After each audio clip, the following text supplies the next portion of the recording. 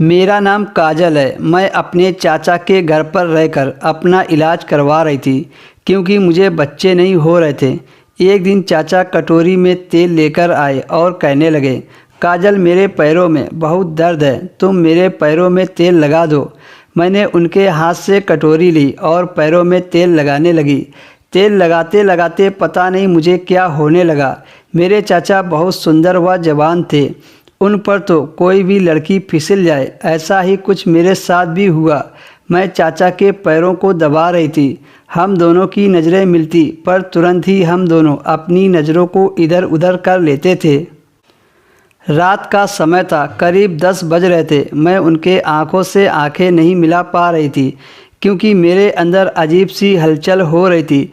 तभी अचानक से चाचा जी बोले कि काजल, एक बात तुमको बताऊं, तुम्हें पता है कि पति में खराबी है और मुझे पता है कि तुम्हारे पति में खराबी है, पर दुनिया को नहीं पता है।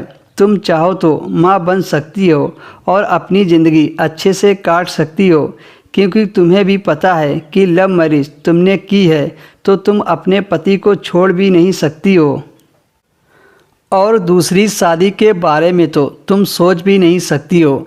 इतना सुनते ही मुझे समझ में आ गया था कि मेरे चाचा मुझसे क्या चाहते हैं। मैं 2-3 मिनट तक चुप रही। वो बोल रहे थे कि अगर तुम बोलो तो बात आगे बढ़ाए तो तुम्हें खुशियाँ मिल सकती हैं, तुम्हारी गोद भर सकती है। अगर एक भी बच्चा हो जाएगा तो तुम्हारी ज़िंदगी अच्छे से चलने लगेगी और किसी को पता नहीं चलेगा।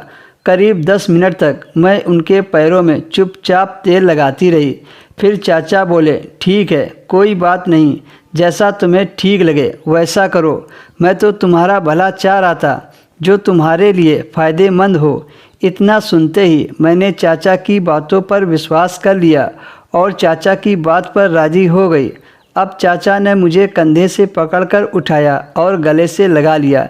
चाचा बोले, बताओ तुम्हें क्या चाहिए। मैंने कहा, चाचा जी मुझे आपसे बच्चा चाहिए। चाचा जी बोले, तुम टेंशन मत लो, बस 1 महीना रुक जाओ। मैंने चाचा जी से कहा, ठीक है, मैं रुक जाऊंगी।